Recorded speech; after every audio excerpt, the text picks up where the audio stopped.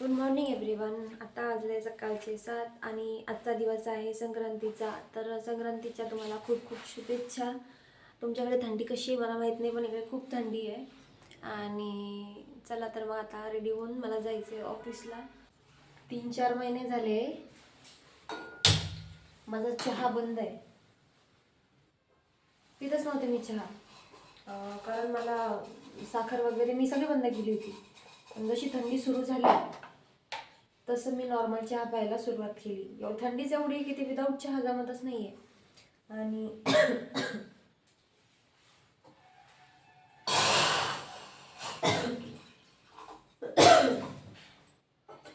Black tea पिते, दूध टाकून नाही पित, पण थोडासा लागतोच.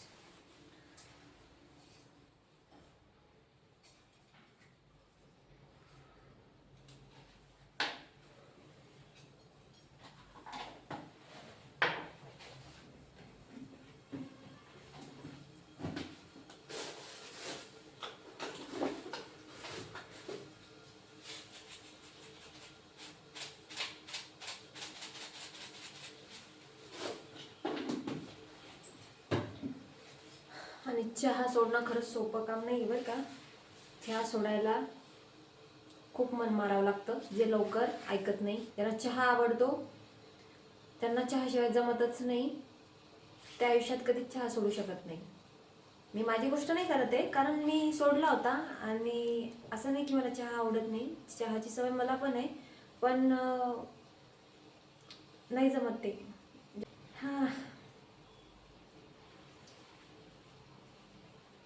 जे चहा पिणारे असतात त्यांना एक एक घंट्याने, ज्यांना एक एक घंट्याला चहा लागतो किंवा ते दिवसातून 6 ते 7 वेळा तरी चहा पितात, त्यांच्या बसची बातच नाही आहे की ते चहा सोडतील म्हणून. पण चहा सोडला ना, मी ऑब्झर्व केलंय स्वतःला, चहा जर सोडला म्हणजे शुगर जर सोडली तर खूप फायदे आहेत, खूप म्हणजे खूप फायदे आहेत.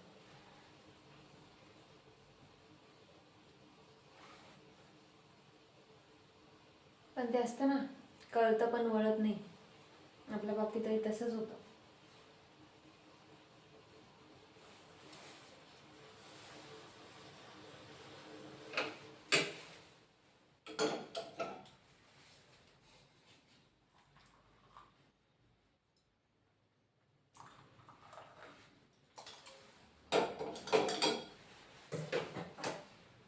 ब्लॅक टी आहे म्हणून पहिला जास्त वेळ नाही लागला, पण असं पिल्यावर बरं वाटतं.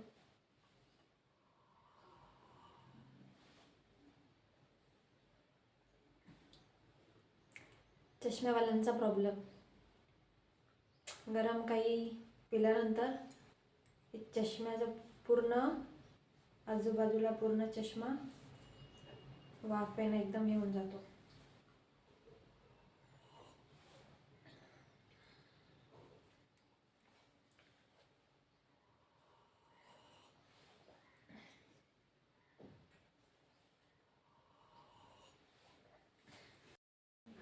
मी रेडी तर झाले आहे आणि माझी पूजा पण झाली. माझं छोटंसं देवघर आहे, तर ते मी तुम्हाला दाखवते. आणि आता मी रेडी होऊन बसले. आता फक्त आपल्याला जायची वाट बघायची आहे. हे आहे माझं छोटंसं देवघर, ज्याची मी दररोज पूजा करते. मित्रांनो, रेडी होऊन झालेलं आहे आणि चला तर मग बोलूया त्या टॉपिकवर, जो आजचा महत्त्वाचा दिवस आहे, म्हणजे आपली मकर संक्रांत. मकर संक्रांत हा हिंदूचा सण मानला जातो. आणि मकर संक्रांत का साजरी केली जाते, तर सूर्य हा मकर राशीमध्ये जेव्हा प्रवेश करतो त्याला आपण मकर संक्रांत म्हणतो. हा सण 14 किंवा 15 जानेवारीला दरवर्षी येत असतो. तर त्याचं महत्त्व असं आहे की जेव्हा सूर्य दक्षिणायनातून उत्तरायणात जातो, तर त्या दिवसापासून दिवस मोठे होऊ लागतात, उष्णता वाढू लागते आणि थंडीचे दिवस कमी व्हायला लागतात. तर आणि त्या दिवशीपासून म्हणजे हा जो मकर संक्रांतीचा दिवस आहे हा शेतकऱ्यांसाठी कापणीचा सण आहे. म्हणून या सणाला समृद्धीचं आणि नवीन सुरुवातीचं प्रतीक मानलं जातं. तसेच तिळगुळ घ्या आणि गोड गोड बोला का म्हणतात आणि तिळगुळच का वाटतात, तर तीळ खाल्ल्याने शरीरात उष्णता वाढते आणि गूळ खाल्ल्याने एक ताकद येते बॉडीमध्ये. तर एक संदेश असतो हा तिळगुळच्या मार्फत की तिळगुळ खाऊन नाती गोड ठेवा, नाती जपा. हा एक संदेश असतो तिळगुळच्या मार्फत. तर अजून हा दिवस जो आहे हा एक बायांचा सण आहे. या दिवशी बाया नऊवारी साडी वगैरे नेसतात, काळी साडी घालतात, त्यानंतर हलव्याचे दागिने वगैरे घालतात आणि मंदिरात जाऊन पूजा करतात, एकमेका बायांना वाण देतात, हळदी कुंकू लावतात.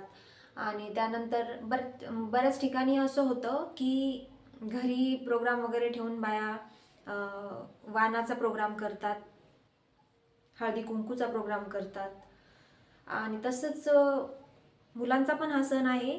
मुलंसुद्धा या दिवशी पतंग उडवतात आणि यामागचं कारण थोडक्यात असं आहे की मुलं बाहेर निघून बाहेर पडून त्यांना उष्णता भेटाव आणि ते पण खूप एन्जॉय करतात या सणाला.